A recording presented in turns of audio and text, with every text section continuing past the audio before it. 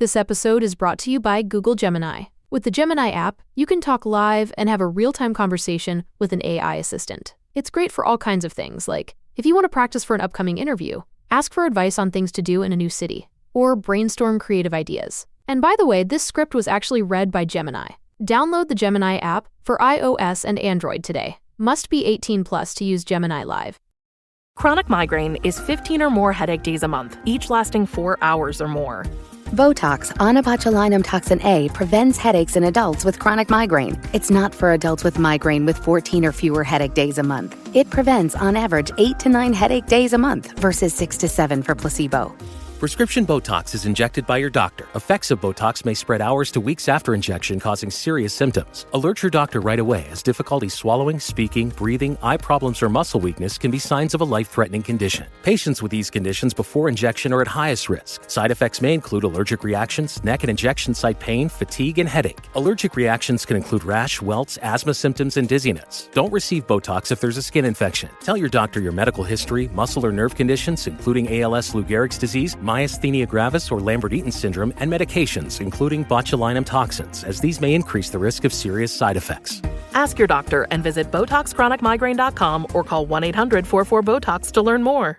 The Tudors Dynasty Podcast. Hello and welcome back to the show. I'm your host, Rebecca Larson, and today I am joined once again by our favorite guest / co-host, Dr. Emma. Emma, welcome back. Hi, Rebecca. Hi, everyone. I did not have to pay her to come on the show today. This episode was her idea. Yes, because it's snowing so much in Minnesota. We didn't have anything else to do, right, Rebecca? Yeah, we have a snowstorm today, don't we? Yay! Look at our smiley faces that are hiding our true feelings about the weather. The disdain for snow and cold weather. It's so pretty outside, but it's so intense too. So, one of those days. I know. The worst part So let's talk about, things you do when it snows, like Christmas. Well, to me, like snow on the ground, it means Christmas. It means sledding. It means ice skating, snowmen, snowball fights, snow angels. You know why I like the snow so much? Because the ice is below the snow. So you're not slipping around anymore. I slipped the other day and fell, taking my trash out. In the ice. I was like, lovely. So now with the snow, it's like, I know it's different, right? Yeah. People don't realize when you live somewhere so cold, is like, it's not always just like pretty and snowy. Sometimes it's just very cold and icy. I do like the snow. It's very pretty outside now. It's not slippery outside anymore. It's going to be holiday season, I think. And I think people who don't experience snow or live in a climate where it does snow, they don't understand that in order for it to snow, it does have to warm up a little bit. Like there is such a thing like it's too cold to snow. Yes. And I can't believe I'm going to say this, Rebecca. What have you guys done to me? But sometimes when it's snowing, so, it's cold. But you're like, no, it's not as cold as the other day when it was really cold and it wasn't snowing. So it's very pretty. The temperature's not that bad. I'm not going to say it's not cold. It is cold. But it's the right temperature. My husband, actually, who's from Minnesota and, grew up with the snow, said it was a perfect day to ski. Oh, yeah. I'd like to go skiing. I'm still a learner. I skied last year in Colorado. Oh, last year? Yeah. And it's good. You just have to be fit and, and kind of like be a bit brave because it can get a bit dangerous out there, especially in Colorado. You go from like no hills almost here in Minnesota to Colorado. They're like, just this little mountain here. And it's like a huge Colorado mountain, right? And then when you're up there too, it's the difference in the heights and all that. And so your breath and you have to adapt for sure. Yeah, we don't have. It was mountains. an adventure and a half. I can't. I've been skiing once in my life, and that's when I lived here back home. And we have a place here called Powder Ridge, and yes, that's where we go. Yeah, it's like a very large hill. Yes. It is not a very mountain. Ideal for learners, then. Yes. I thought Powder Ridge was scary, but then I went to Colorado, and now Powder Ridge is just a joke. It's like a bunny slope, right? It is a bunny slope. The other problem with bunny slopes is a lot of very fast little skiers around bunny slopes. That's my other concern because I'm a big woman, so I'm scared of those kids out there. They should be because I'm like, I'm sorry, I don't know how to ski very well. If I have to like stay here my ground, I will. Oh my gosh. Well, we're gonna have to go skiing sometime this winter, I think, Yeah, when and you're up this skating. way. I like skating. I did a lot of Yeah. line skating when I was a kid. So not in ice, but just line skating, like the Rollerblades? rollerblades and the other ones that were in Just fashion in the 2000s, the straight line instead of like rollerblades. I don't know what they call those. are we talking about But like the with skating, I've done a lot of skating. So skating in the ice, but it's a bit scarier because you're on the ice, you slip, you can you know hurt your knees, your butt, whatever. But it's beautiful out there. It's beautiful out there skating sometimes. it You just have to be is. a bit brave and just embrace it a little bit. I Yeah. thought I thought for a very long. So I grew up on a farm, so we had plenty of ponds and places to ice skate on. And as a young girl and a teenager, I thought I was going to be like an Olympic figure skater. And we do have from Minnesota, very lately there was one of the ones in the Team USA. She was very good. Oh, she's the gymnastics person, right? I don't We even. have so many good athletes here in Minnesota, and a lot of winter sports. Like a lot of people doing ski, a lot of people doing those kind of more winter sports too. So, Yeah. yeah, no wonder it's so So cold here for such a long time. what else People do have we to do? get active and do something. You do burn more calories when it's cold out there and you're doing some sort of sport. So, Yeah. what did Let's I get. tell myself when I take my trash out? Double the, double the steps. I'm burning a lot of calories right now. Right, right. It's not slippery anymore. I'm burning Um, calories. Life is good. Well, we're talking about winter, and we're talking Yes. about winter not only because it's winter right now, but because of our topic for today as well. Yeah. So today we're going to talk about New Year's gifts, aren't we? We are, we're so used to, and at least in this American culture, which is very similar to the British culture in this sense, so used to gifts being brought by Santa Claus, Father Christmas, whatever we want to call this person who brings gifts to everyone for Christmas, and that happens between the 24th and 25th, and we just assume sometimes that has been always a norm, the case, and it's the same in every culture, and it's very different. First of all, Christmas is a Christian holiday. So, and then in the specific case of Father Christmas and Santa Claus, he hasn't been around for forever. So Mhm. originally, in the original story, we have the three wise men who are the ones to bring the gifts to the children, and they come on the 6th of January. That's when the Catholics, at least, celebrate the Epiphany, the feast of the three wise men visiting Christ. But it's also important to know that sometimes in other cultures, like in Tudor culture, gifts were given on the 1st of January, so at the beginning of the year, which is just the Christmas period because they're celebrated several days in Christmas. It seems like in America, at least, there's a lot of focus on Christmas Day and not so much on like New Year's and then the Epiphany, obviously. Whereas in other cultures, like for example in Spain, because people celebrate the Epiphany, that's when children get their gifts. Christmas is an extension, right? It starts in Christmas Eve, but it goes on till the 6th of January. We always like to extend our parties a little bit more in Spain. Yeah, yeah. Okay, so before we get too into this, and I hope you can answer this question because this is something that always confuses me. Mm-hmm. Because in Tudor times, January was not the beginning of the new year, it was in March. So Mm-hmm. was it really a New Year's gift that was given on January 1st? Did they call it something else?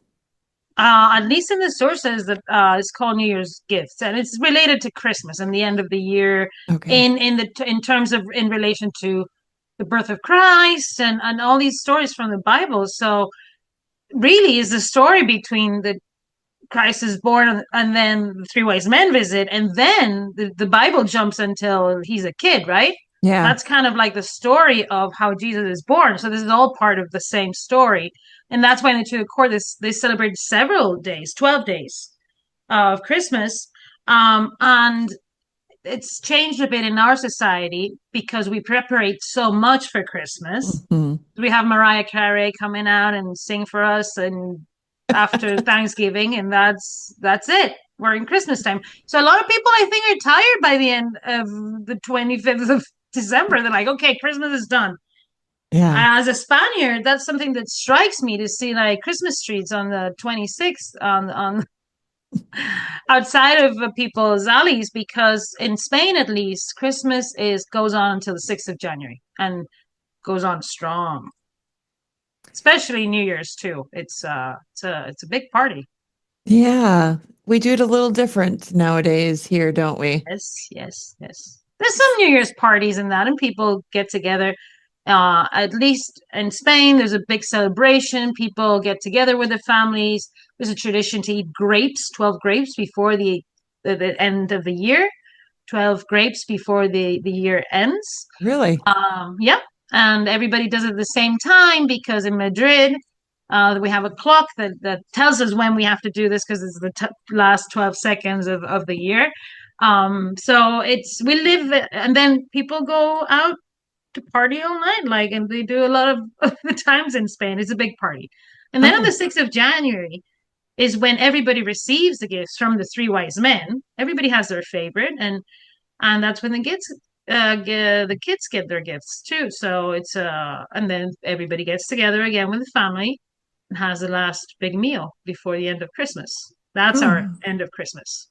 Wow. Well, now I have to ask, I'm spending New Year's with you this year. Are we going to eat 12, are we going to eat 12 grapes? If we can find some grapes, I'm sure we will. That's the thing, right? You just have to prepare a little bit. But yes, of course, we'll eat 12 grapes. And do we do it in the Spanish time or in the Minnesotan time? That would be do we do it with the people in Spain? That's the thing. I start celebrating very early on New Year. That's me, because everybody from Spain is already saying Happy New Year, and you're like, it's the afternoon here, Yeah. We still have 6 hours or so to go before. 7 hours to go. Yeah. Okay. Yeah. There's a big countdown for me, at least. Sounds like one heck of a party, Emma. We'll see. Okay, so back to New Year's gifts. Yeah. So that was a time. Then, for example, let's talk about Henry VII and then Elizabeth of York and Henry VIII and Catherine of Aragon, and then Henry VIII and Anne Boleyn, and then Henry VIII and his other wives, because we know he had a few. Yeah. And not only that time, Edward, Mary, and Elizabeth. We have lists of gifts so this was a very public performance too. And it was not just a Christmas gift. It was a sign of privilege, of closeness to the monarch, of the monarch expressing who he had in favor at the time, right? Mm-hmm. And the lists are very significant. And when you pick the certain years, you see the changes and drastic changes. I brought examples from different times, and especially I think a very, very important one, 1534. We can talk about what was gifted in 1534. Oh, I can't wait to find out. Yeah. Let's say that they were reusing somebody's things to make new things for a new queen. Oh, imagine that. Imagine that. Take off those that coat of arms of Spain. Let's put a coat of arms of England. You kind of thing. Yeah. So how did the gifts change from the reign of Henry VII to the reign of Henry VIII? Were they similar, or did they become more extravagant? How did they change over time? I have studied more in the reign of Henry VIII, and they're very lavish. I think I've paid more attention to how there is, for example, a big change from the reign of Henry VIII to the reign of Mary, for example, because in that case, Mary receives a lot of paintings in one year. So that's telling me that she has an interest in that. People know that, and that's why they're gifting her that. She values that over, a dish or something else. So, and paintings were cheap to produce, very difficult to achieve because, technically, but the materials were not expensive. That's what I mean. It's not like, getting some gold and doing something with gold, a cup or whatever. But it seems like Mary had an appreciation for things like paintings because, for example, Levina Turnlick, uh, a woman painter from Flanders that Mary probably brought to England, she gifted her a little painting in 1557. So um, the courtiers would give the best things they could produce to impress the monarch, and the monarch would show royal favor by gifting them things back. And there's absences, and there's important absences in years. For example, in the year 1534, there's two queens cited. There's Queen Catherine cited, and she doesn't receive anything from Henry. And then there's Queen Anne cited, but she's also cited again later on saying, Lady Anne, now Queen. So there's a transition there. And there's a lot of people that receive gifts for the first time that year that have been in Catherine's service. So what are they doing? Anne and Henry are showing favor to those people, basically telling them in public, you're now working for us because we're showing you our royal favor, right? Because otherwise, what would happen to you? In 1534, Thomas More was already arrested. Right. Yeah. Bishop so maybe Fisher. It was a fun time sometimes and not so much fun other times. Imagine you're like a Catherine Aragon, you're like Susanna Horenboot, who was a Catherine Aragon lady, and you receive a gift from the Queen, from the new Queen, and the King in public. What are you going to do? Say no? Right. Yeah, exactly. They're forcing you, really, to accept, which is normal. It's that's what kings do.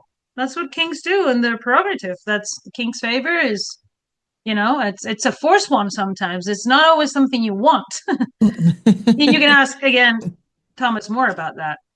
Yeah, right. Can you tell us any of the gifts that Catherine of Aragon gave when she was queen? So I want to talk about the year 1511.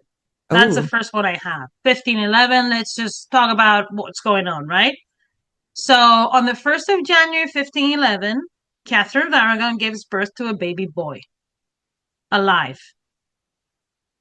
He's baptized, and he's named after his father, Henry, right? He's made Duke of Cornwall, and there's a lot of things that are produced in the cultural and artistic mediums because of this birth, like the Westminster Tournament Roll, where we have the first depiction of a Black person on record in English art. John Blank, for example, a trumpeter, a Black trumpeter that most probably came with Catherine of Aragon, things like that. So Catherine has decided that Margaret of Austria is going to be godmother to this little prince. So she sends a message to her in French saying, I have decided you'll be the godmother. And Margaret is so delighted that she sends over no other than Pietro Torrigiano, for example. Oh. Well, so in the list of things that Henry VIII gets that year from the gifts that he gets, that Henry gets, there is an image of Hercules made of earth. If it's made of earth, it's made of terracotta. That means this is Pietro Torrigiano. And it's a Hercules because they were trying to convince Henry that he was man enough to go and fight in the continent, as he did 2 years later. Remember, with Maximilian in 1513. So Margaret and Catherine are telling Henry, you're just like Hercules. So they have Torrigiano make this Hercules, probably with Henry's face. See how you're so brave? You're just like Hercules. He identified with Hercules. When he captures Terouanne and Tournai, Margaret of Austria gives him a set of tapestries with the story of Hercules. They're telling him who he needs to look like, who he needs to model himself after, right? And Henry VIII models himself after Hercules many times after that. So that's one of the gifts, for example. Why do I know it's Pietro Torrigiano? Because nothing is made with earth prior to this in England. This is a new medium. This is a new way to create art. And think about it as a sculpture of a Hercules. This is Renaissance. This is going back to those ideas of antiquity, of these heroes from antiquity, Alexander the Great, Hercules, all these role models the men could use, and the men were using, like Charles V was using too. And these ladies telling them, oh, look at this one. This one's really good for you. You should be Hercules because he was really strong and this and that, right? Yeah. So it's the marketing mothers, Margaret of Austria and Catherine of Aragon, 1511. I love it how they're stroking his ego. They're look how strong and powerful you are, Henry. Yes, you can do this. And he's like, tell me more. Well, and then and look, for example, messages with for the Queen, and then there's a mention to the guys that bring Torrigiano to England, to the Italian merchants that help. But there's also gunpowder that's arriving from Spain. Like they're preparing for this ultimate war they're going to fight in France against the French king. So they're trying to make Henry realize that he's going to have to man up. Mm-hmm. So here's a statue of Hercules with your face. Here's Torrigiano who broke Michelangelo's nose. Right? Because he brings this to him and he stays there and he starts to carve the most outstanding tombs ever created in England, the tombs of Henry VII and Elizabeth. They're basically making Henry realize that he's this powerful king. They're making him this powerful king, but he needs to step up and live up to the standard. So that's what he's getting in 1511. No pressure, Henry. No. The baby dies, right? The baby dies. The baby boy dies. Yeah, he only lived, 52 days? He lived, but he lived. And look what happened in the short amount of time he lived. Imagine what Henry IX would have supposed, and imagine, for example, Torrigiano would have stayed and not have probably a fallout with Henry VIII, because he was designing later the tomb of Henry VIII and Catherine of Aragon too, where they would have been buried with Mary, and it would have looked a lot like the tombs of Charles V and Philip II, probably in El Escorial, now in Spain, right? So this is what Catherine is bringing to the table. But, Torrigiano and Henry VIII were basically the same person. Basically. Basically the same guy, just different roles in life. And probably had a fallout. And especially after Evil May Day, which was it was a series of incidents between the English craftsmen and the foreign artisans. And then a lot of these high Renaissance early artists that arrive with Catherine of Aragon have to leave. The English artisans are not very happy with these very, very talented foreigners having all the royal favor for them, Wow. Mm-hmm. They're like, get out of here. This is our turf. Get out of here, you Torrigiano guys. So that's 1511. Then, there's other examples. For example, we've talked about 1534 because it's a crucial year. It's the year that Anne Boleyn is crowned. It's mentioned in the New Year's lists. And for example, the first gift that is cited is the gift sent by the Queen to the King. So the importance of that, right? By the new queen, by Anne, right? And it's a fountain, so it's probably made by someone like Holbein, right? This is could be that design that Holbein did. Actually, I was reading something very interesting about this. I was reading that Erasmus criticized Holbein once for changing alliances, right? So who can blame Holbein or the Hornboots or anyone for not wanting to lose their heads, like Thomas More or like the other 100 people that lost their heads just for supporting Catherine, right? Like Mary's Latin instructor and all these guys. Sir Henry Guilford, fun guy. Yay, fun guy. It's his last time. It's his last time. He's about to have a very big fight. So and then it's very, very interesting that there's no gifts to the Queen or Princess Mary sent by the King. Interesting, but also almost not surprising. Well, no, because he has a new wife, a new queen. He can't send gifts to his. How could you do that? Send it to your ex-wife. Intention, because she does send. So this is the year that Catherine sends a gift to Henry, as she does every year. She never failed until she was prohibited to do so. And she sends a cup to him, right? And she manages to get this cup in front of him, in front of everybody.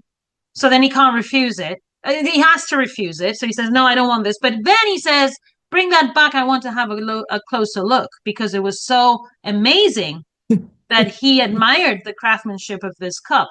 But finally he had to reject it and say, don't send more things to me. Stop making my shirts, woman, and things like that. Anne Boleyn is very, very angry because you keep appearing in my life. Right. Know? My new wife. I'm just your lawful wife.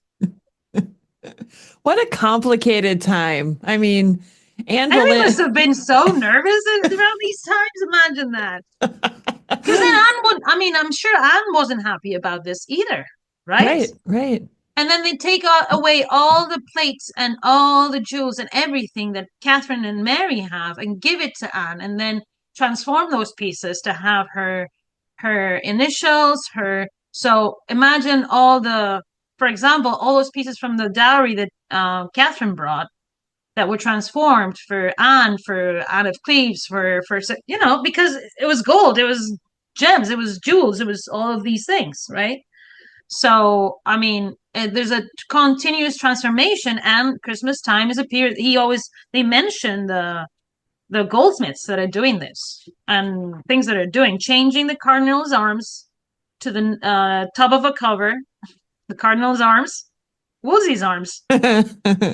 So, and for example, and this is something I think art historians need to reflect on. When we look at the inventory of the goods of Henry VIII after his death, this is not Henry VIII's collection on his own. This is things that he appropriated. These are things that he stole from other people, that he inherited, that he bought, that he commissioned.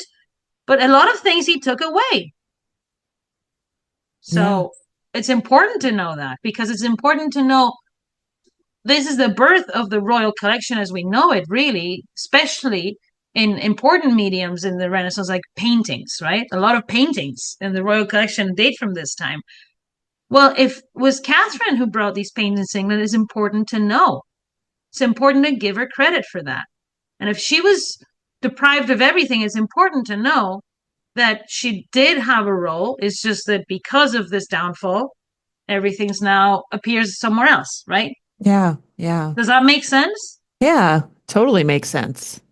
Maybe for us, maybe for other people, it doesn't.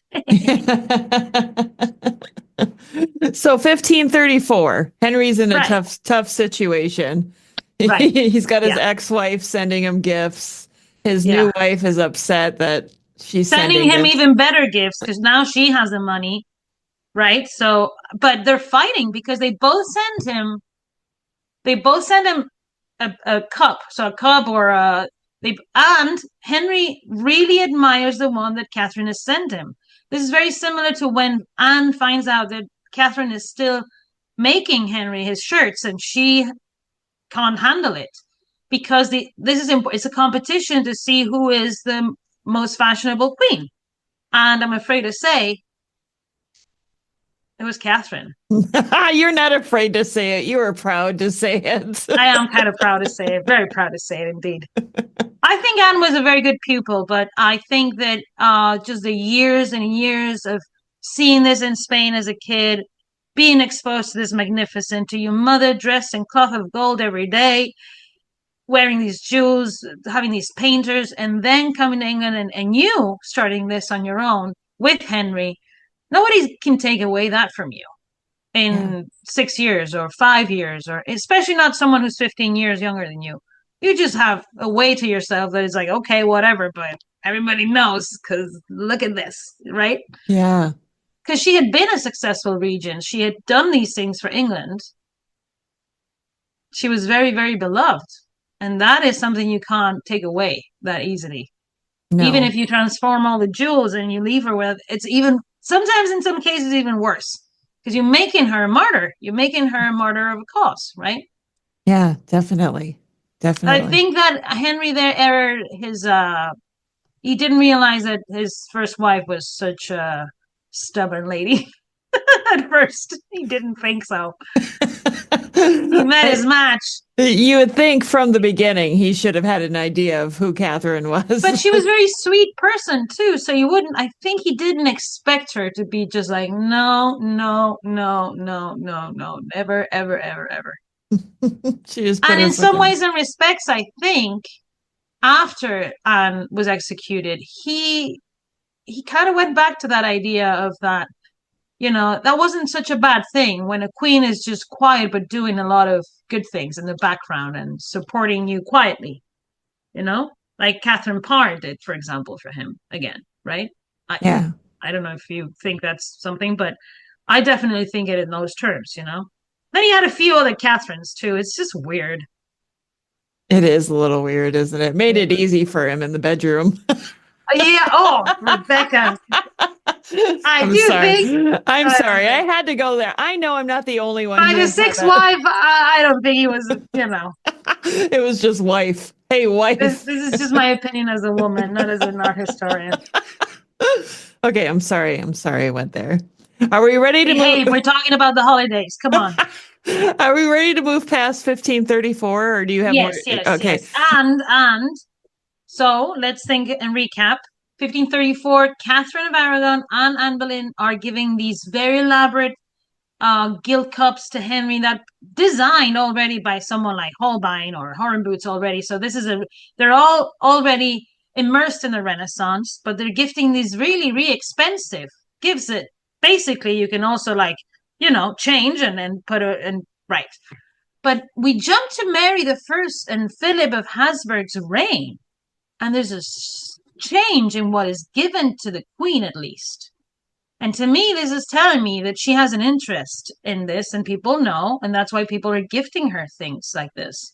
And they give her quite a few items that are paintings, but also, listen to this, a lute. Do you know what a lute is? Yeah, play a lute? Yeah. Little guitar thingy. Yeah. And she was very good with this. She played this very well in a case. So, you have to take it somewhere you're going to play. Mary Tudor was a very good musician. Covered with black silk and gold. Not bad, with two little round black tables. The one of the physiognomy of the emperor and the king's majesty. The other of the king of Bohemia and his wife. Interesting. Isn't this just wonderful? I want to see that. I can see it in my brain. Do you see me? I'm just like processing this in my head right now. Oh, it's a lute in a case. So it's an instrument in a case. And the case has two little round tables with pictures of the emperor and the king's majesty. Who's the emperor and the king's majesty? The emperor is Ferdinand. Yes. And the king's majesty, because Charles V has just died. Okay. Year. Okay. And then the king's majesty is Philip. Yeah. Okay. And the other, the king of Bohemia. So this is the Habsburgs. These are Habsburgs in these pictures. So three men and one woman. The king of Bohemia is, so this must be one of the last pictures of Charles V that arrives. Charles V, Philip II, Ferdinand I, and his wife, because he's the king of Bohemia. So this is what she receives, Mary. Wow. Yep. She also receives Parson Lewin gives her a table with the Passion embroidered. I have an impression that these things are embroidered and painted come from the same designs and the same patterns. So they're using drawings to make these, because in Catherine of Aragon's inventories, things that are embroidered and painted are together. So to me, it's telling me they're probably, the process is not that, we tend to separate them now. And one is like great art that goes in a museum and the other one is not. But I think at the time it was a bit different, Can you explain when you say table? In this respect, do you mean like the table we eat at? Or do you mean something else? No, that's very, very good to clarify that. A table is basically a piece of wood that's been prepared and painted on.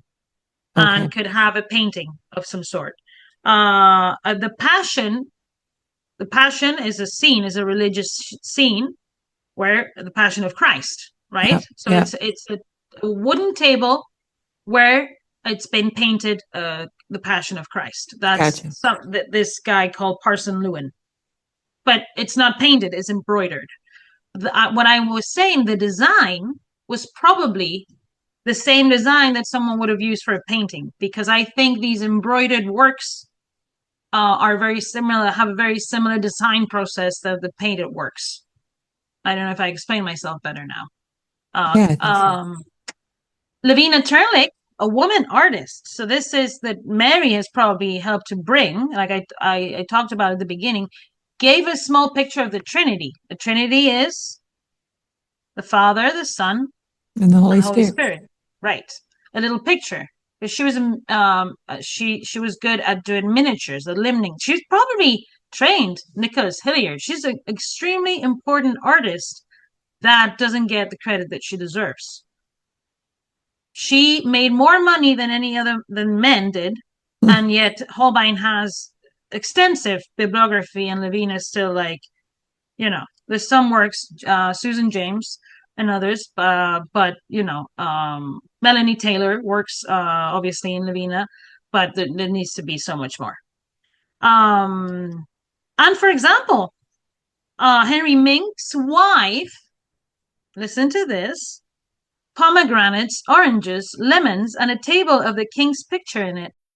Burlington's Oh Wow Winter Clearance event is on right now. Throughout your store, you'll find tons of new markdowns just taken. Look for red clearance tags throughout the entire store for her, him, the kids, and your home. Score some serious savings at Burlington, up to 70% off other retailers' prices on clearance items. These deals on top of deals won't last long, so stop in today. Burlington. Deals, brands, wow. Prices and selections vary by location. Kroger Delivery makes it easy to do your holiday shopping in a jingle. There might be a lot on your to-do list, but thanks to Kroger Delivery, you can get everything you need delivered straight to your door at the same great prices you'd find in store. Our refrigerated trucks always ensure that your groceries arrive fresh. And right now, you can save $20 on your first order of $75 or more and get free delivery with a Boost membership. Restrictions apply. See site for details. Kroger, fresh for everyone. Interesting. Pomegranates, huh? Lemons. Lemons with an A. Lemons. Oranges. I love it. And a table of the king's picture in it. This is Philip II. So Henry Mink's wife. This is an English painter painting Philip, who's already Philip II of Spain, also, as well as King of England. And John Soda, 6 boxes of marmalade, because that was her apothecary. Okay. Conservas, 2 pots of conservas. Dr. Owen, Dr. Wendy, and Dr. Hudgens. Conservas are sardines or something like that. Oh. Yep. And another table painted with a Mondi, and a picture. There's so many. A box with a picture of Christ. A table painted of the woman of Samaria. See? Then a table with a picture of Christ and his mother. Oh, wow. Yeah, so a lot of paintings. A lot of paintings. A painter, a table of the Queen's Majesty's marriage. Oh. Too. And listen to this. Jacob Ragoson, an Italian, a fair chair of ebonite covered with chrism bellet and fringed with Cinca gold, a carpet of Turkey making, a basket of silver, and 10 cases of silver and needles in them. Wow. Wonderful gifts, because she had all these artists that came with Philip, Italians, Jacopo d'Atrezzo, who made the portrait medals of Mary and Philip. There are now, for example, in the Prado in the British Museum and in other places, portrait medals are these propaganda tools, right? Big coins with the faces of these monarchs. And that's something that Mary makes popular in England. And this Italian artist, Jacopo d'Atrezzo, who's doing these portrait medals, is using the same model as the Antonismo's portrait of Mary, painted in 1554 in London by, probably sent by Mary of Hungary. Chan, chan, chan. Not Charles V, not Philip, probably Mary of Hungary, who was the one to receive Holbein when he painted Catherine's niece potentially to marry Henry VIII, right? She's in the National Gallery in London, Christina. Yeah. I think it's so interesting how different the gift giving was to Henry VIII versus his daughter when she was queen regnant. Listen to this. You're going to love this. There's a mention, Erasmus once mentions that Mary of Hungary is interested in becoming friends with the daughters of Thomas More and has sent pictures, and they're exchanging little pictures and this and that. So Mary of Hungary, who's the governor of the Netherlands, and we've talked a lot about Margaret of Austria, but Mary of Hungary is a successor, her niece too. She's one of the she's the most outstanding Renaissance patron, period. Let's just leave that there. And she has a lot to do with what's happening in England. So, for example, she lends portrait painters to Edward VI, the portrait painter, things like this. She is actively trying to help Mary's cause one way or another from the Netherlands. So we talk every time is so close by. And Antwerp is a place where all these luxury items from the Netherlands are coming from. And when Mary and Philip are married, it gets reactivated, like at the times of Catherine of Aragon. So that's why there's all these, and now it's a different time. It's the mid 16th century. They're more interested in representing that power in pictures, because it's become the fashion, and it's the fashion in the Spanish monarchy. So Philip brings that, but it's not just Philip. It's with Mary. Mary knows this from childhood. Her mother had pictures of her painted since she was a little girl. We know that now, right? Yeah. Isn't this just so interesting how Mary is at the center of this revolution and how people represent themselves, right? Royalty, especially. And she's the first ruling queen of England. We have so many, well, we should ask Dr. Peter Steffel about this. So many images of Mary, so many. It's incredible. I from going to studying her mother, that you barely even know her face sometimes, to Mary, it's just incredible. This is because there's a propaganda machinery behind this that she's activated when she becomes queen. She's very smart to do this too. I love this. I love that she was gifted so many paintings as well. I want to know, what did she do with all these? Did she have a room where she just had them set out? Oh, Rebecca, this is why I love you. You ask the best questions. So, the largest painting collection that Henry VIII amassed by commissioning, inheriting, stealing, appropriating was held in Whitehall Palace. In 1544, he has a whole new building created for Mary that's connected to where all these pictures that he had amassed with Catherine of Aragon. And basically from 1542 that we have the first inventory of Whitehall to Henry's death, those paintings don't change very much. That means that he's amassed all that while he was married to Catherine. Mary inherits all of that. In 1544, Mary's already coming back to the court. She's accepted back in this. She has commissioned a portrait of herself that survives in the National Portrait Gallery, painted by Susanna Harnbut, most probably, in collaboration with either her husband or someone else called John. And this is why I'm saying that these embroidery items and these paintings come from the same places. They come from designs, from these pictures, like the drawings that we know of Holbein, right? Mm-hmm. They come from here. Mary really is at the center of this when Holbein comes back, and there is a revolution. And we talked about this many times. We talked especially about this with Alejandra Vergara in that episode about the quality in art, how we make an emotional connection to the Tudors because of Holbein's pictures, right? Yeah. This book that is the revolution and why we're so connected, and that was found by Queen Caroline in the 18th century, I think it was, in Kensington Palace. This most probably belonged to Mary Tudor. Mary Tudor was the one, future Mary I, was the one who had an interest in this, because it was the women that were mostly in charge of creating these pictures, these portraits, and exchanging them. So I'm not saying Henry didn't play a role. What I'm saying is this was pictures of people were something that women, usually queens, exchanged.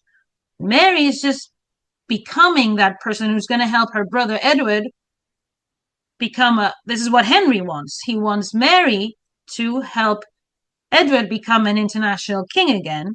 And Mary's like, great, I'm back in the succession. And I don't think, for all that they say, Mary did come back and was with her father. He created a whole place for her. They were in good terms. So no wonder she got to activate her networks again and all that. By the time she becomes queen, she's taking matters into her own. And then it's just, there's an open policy with Antwerp and with all the Catholic places again. And Philip is King of England. And he's there. So he's bringing all his artists with him too. This is why we see that change from more like late Gothic-y items to paintings and all these types of Renaissance items that are more linked to the artistry behind them, that the value of what they're made of, like gold or, gilt or whatever, silver and gold or whatever it's made of, right? Yeah. Interesting. So it was just not just an exchange of gifts. It was a way to see what was in fashion, because the monarch would react. Imagine you brought a painting to the monarch and he was like, are you serious? I don't like this. Or the other way around. I've talked about this before. In 1520, there was a woman in Calais that gave a portrait to Charles V, and he gave her a gold chain in return. Well, this was a way, and Charles V did this with Titian years later. This was a way to say, I am in awe of your art and your artistry. I am giving you this chain, and everybody now is going to know that you work for me, that I made you of the nobility because you have this skill. So it's not just a birthright now. You can acquire nobility. It's a change, you see, in the mindset too. It's the birth of the modern era. And arguably the first artist to receive this, it was a woman, because it's 1520. We don't have, at least as far as I know, previous evidence of, especially not Charles V, who became emperor in 1519, and he's gifting this chain in 1520 to Susanna Horenboot. Interesting. And when you say chain, we're talking about those big chains that one of those big chains that you would, and for example, Rubens painted himself wearing this chain. Titian. So if you want to go and Google Titian chain, portrait chain, or Rubens self-portrait with chain, you will see.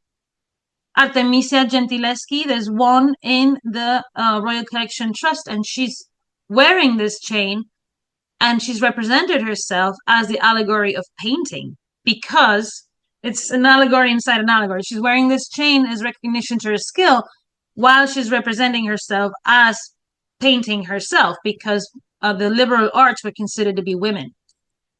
You can see them, for example, in the sculptures in the main gallery in the Prado Museum, with the portrait of Christina of Sweden.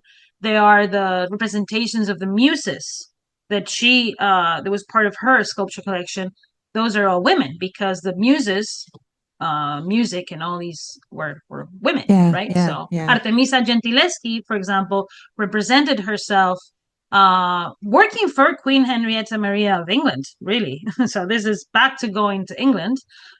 Painted herself as the allegory of painting with a chain. So these chains, anyone who would see you with a chain and a brush knew that you were a big deal, that you were an artist that some king, some emperor had recognized.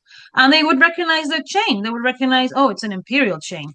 So she's got the favor of Charles V. Imagine Susanna Horenboot wearing that in London. Just walking around. London. Yep. That's me.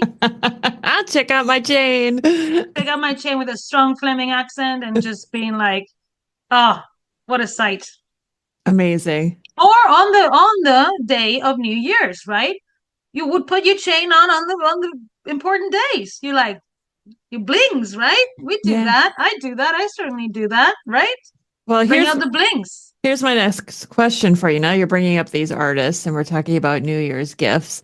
Do we have records of any of the New Year's gifts that artists gave to Henry or any of the other monarchs? or queen. Yes. So we talked about Lavina Turnley giving Mary the picture of the Trinity. Yeah. Lavina Turnley gave many, many, many pictures to Elizabeth I. So even the year she dies, she gives her a picture. Wow. The year Lavina dies, that year she's painted a picture for Elizabeth. And so Elizabeth maintains that artist from the time of Mary. For all that we say that she broke with everything that Mary ever did, that's not true. Well, and not everybody says that, because people like Peter Stifel is like, no, she continued a lot of what her sister did. One of the things was having Lavina as a portrait painter. So Lavina Turnley painted Elizabeth I many times. Imagine what kind of relationship they developed, right? Yeah. To start thinking about that. Let's think about the Hercules made of earth in 1511. So was that a gift from Margaret of Austria? Yeah, but if Torrigiano brought it, it's not just gifting the statue, it's gifting the artist. Here you are. Look what he made. Now it can work for you. That's what, for example, Master Antonio, the portrait painter that painted Catherine as a baby, that went to Spain from England. That's the same thing. He brought pictures of the Tudors, but he also brought himself to work for the Queen for a year. This is what usually artists did. So Henry and Catherine were thirsty for this, and the Netherlands were not far away. Torrigiano going there didn't mean that he had to stay in England forever. In fact, he goes to Italy on behalf of Henry and Catherine to try and find other people to work for Catherine and Henry. And Cellini, who's a very famous Renaissance Italian artist, says in his biography, I said, no, I'm horrified. How could I go to that barbaric land? Cellini's words, sorry, not mine, about England and the English, not mine. But he said, how could I do that when he had broken Michelangelo's nose? Because, they were obsessed with this. But Torrigiano does manage to take other artists too. So this is all what it involves. So magnificence, I would say, is at the core of this. So the artists are producing the magnificence that Henry wants. So these, for example, and not just, I talk a lot about paintings, but there's prayer books, illuminated prayer books. There is, and then there's things that people bring to you because it's what they do, right?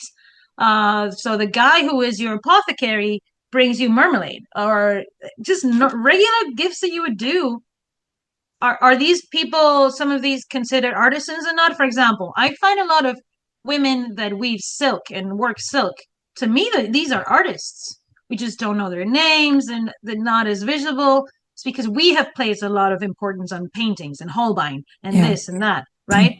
But there was a lot of artistic people. Imagine the Brown instrument maker, a fair lute for Mary. So lots of musical. Mary was very musical, like her father, Henry VIII, but also like Catherine. They say, oh, Henry was this great musician. So was Catherine of Aragon. Right. Where'd she get it from? Her mother and her father. Well, and that kind of like courtly life that humanism brought. They would read while someone was playing, while someone was, it was a kind of they were basing their education on what the ancients had told us was good for education. So music, rhetoric, this, that, the other things that, and I'm not saying it was very different from the medieval period, because people in the elites usually did this. In the case of Catherine and this, I see a lot of also things to do with religion, because above all, this is a religious feast. So it's things to remind. So if you gift a picture to the Queen and she loves it and she prays it every day, don't you think she's going to favor you and bring you back and give you a salary and put you, this is why they're doing it. So there's a lot of painters when Mary and Philip, a lot of painters lurking around Mary because they know she likes paintings. You only have to see that Antoinette Small portrait to realize that she had so much agency in that. Yeah. It's just such a powerful, it's not like other portraits of women by Antoinette Small. This one is saying, I am in charge. for Yeah, sure. it definitely does. Yeah. She was in charge, and Philip knew. That's why he's like, I'll be back soon. I'll be back. Out of curiosity, we've talked about paintings, we've talked about gilded cups, we've talked about marmalade and all of these other things. This is just one of these weird Rebecca questions that I'm going to throw at you now. My favorite. Did anybody gift a monarch or a consort livestock? Deer, Yes. cows, I don't know. Thank you for mentioning that. Yes, dead livestock to feast. Okay. But a monkey. I saw a monkey. Oh. 1534. Somebody was being cheeky, gifting the king and queen a monkey. A marmoset. Not any monkey, a monkey from America. Screwball peanut butter whiskey? Why the hell not? A little salty, a little sweet, a little savory, and always smooth. Screwball, the original peanut butter whiskey that's unexpectedly delicious. Visit screwballwhiskey.com to learn more. That's Screwball with a K. Enjoy responsibly. Copyright 2023 Screwball Spirits, LLC, New York, New York. This is an ad from BetterHelp. This holiday season, do something for a special person in your life. You. Give yourself the gift of better mental health. BetterHelp Online Therapy connects you with a qualified therapist via phone, video, or live chat. It's convenient and affordable and can be done from the comfort of your own home. Having someone to talk to is truly a gift, especially during the holidays. Visit BetterHelp.com to learn more and save 10% off your first month. That's BetterHelp, HELP.com. So, interesting. Who gifted that? Let me see. Maybe I shouldn't tell. I'll just put it in my book. I know. I love that. I feel like it was like Catherine of Aragon in disguise. Of course. We all know that. She was like, I'm going to send this. I'm going to say it's from somebody else. Well, who gives... Well, in this case, it doesn't say exactly, but the monkey is there. He's just before two serviettes and a tablet of gold with a device of Venus and Cupido. Oh. So Venus and Cupid. And a monkey. And a monkey. That's Catherine. I think she did very cheeky things like that with hidden messages that were not hidden. Because, I mean, if Anne Boleyn hates monkeys and you're sending a monkey there. I just read the other day, some little kid in the 17th century, some little princess was gifted a monkey, and the monkey scratched her, and the monkey was thrown out the window. Oh. I mean, these things were vicious. That's because they're wild animals and not supposed to. And you take them, to the middle of a court, and maybe they behave well, maybe they don't. And I'm kind of scared of, the monkeys are crazy. I don't know if you've seen live monkeys, but they can get scary. So I get this. But it's just funny, I love that. And they would just send a monkey there on 1534. Happy New Year. Well, we've covered a lot. We're at almost an hour mark now. Yeah. But I want to make sure that you've covered everything that you found that you've wanted. Is there anything? The monkey was the last thing I was there's another table of Hercules in 1534. Oh, so, later. Henry was still identifying with Hercules, even though he didn't look anything like Hercules anymore. In 1511, he did. Maybe this is what really, really stung, for Henry. Was this Hercules looking like him in 1534? Because he didn't look like in 1511. You know what I mean? Right. We've all seen the Hornboot miniatures where, you're like, okay, Henry. Maybe and it's okay. It's normal. He's middle-aged. He's not a 17-year-old anymore. But now I'm thinking, was this Hercules still a young Hercules? Like, for example, Elizabeth does the Mask of Youth, and she's always eternally young. I think Henry was eternally slim in all this. I think so, too. You think so? That's the image he wanted. Otherwise, he would go crazy. Imagine they showed him an actual statue of him in the last year of his life, just thrown in a... I mean, would any of us want that? Like when we're at our physical worst, would we want that to be the image that if remains? You're Henry's enemy, maybe. If it were up to me, every image that I would have out there would be like what I look like in my 20s. This is the gift from the emperor. And it's just a statue of Henry just thrown in the floor. No, It's a statue of Henry defeated by Francis I in the Field of Gold. Can you imagine that? That would be my gift for the Henry VIII this year. Would be that. I would have Pietro carve it for me. Make it of terracotta. Just the point where Henry's falling to the floor, please. Right. That's where, yeah. Or it's like Francis pinning him down. So it's Henry on his back. Make Francis's nose extremely big, please. Here we go with the nose again. Oh, poor Francis. I wonder how poor big. Francis? Okay, not poor Francis. I mean, he did get syphilis and stuff, didn't he? So he got it. I don't want to think about Francis. He got everything that was coming to him, I guess. I think I've read Henry too, it's just, that's what happened. They were, they were in an endless party. So there's consequences to that too. That's the thing about piety, right? And queens being moderate, and they usually died in childbirth, but if not, they had a reasonable. Catherine of Aragon never, she hated the taste of ale, for example. Some things I can't relate to her really, but others. So yeah, imagine that. Imagine like the last Christmases of Henry VIII too, like people just trying to please him and bringing these new gifts and things, and he just like probably just quite sad, right? Because he's quite sick in the last years of his life, isn't he? Yeah, he definitely is. Yeah. Wow. But I think Mary was doing a good job there.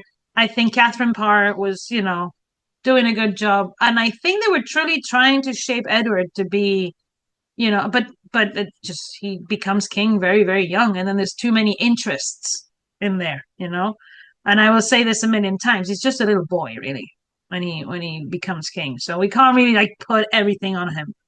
Did he make choices? Sure. But was he just a child? That too, right? Yeah. Mary was a full-grown 30-year-old woman. Yeah, who had seen things. Oh, yeah.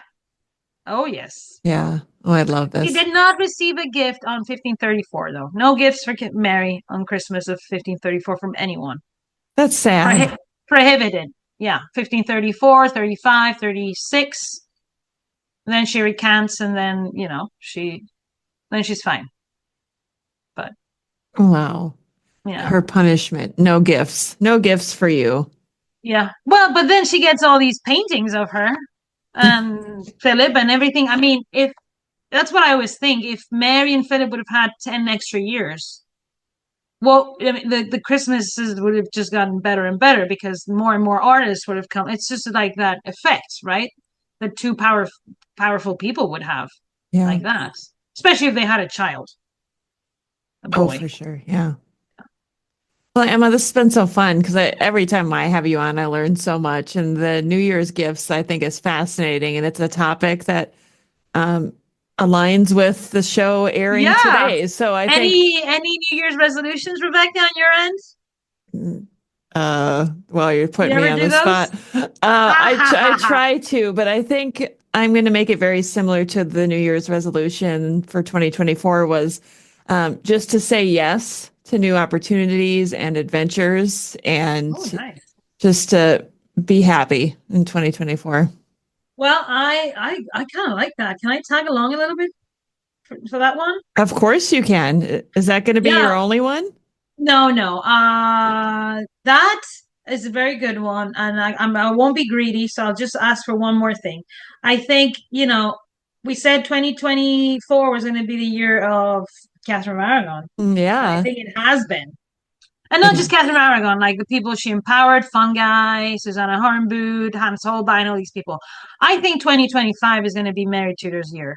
Not only I have, I'm going to publish that book that's going to have wonderful chapters by different scholars on her artistic patronage, but I really think the tide is turning on Bloody Mary, and she's not going to be known as Bloody Mary anymore, and she is going to be given her place and then we'll have to reflect on the way she's been treated for all these centuries and all the things we know now about her and how she was an amazing queen, really.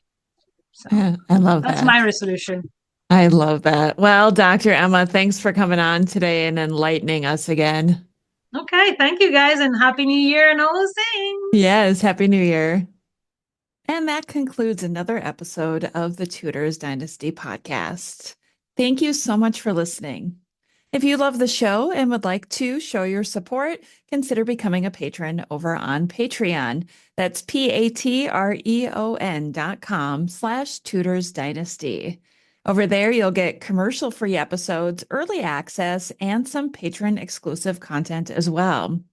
If you would prefer to show your support in another way, head on over to my website, tudorsdynasty.com, and click on the shop to see some of the new merchandise that I have available.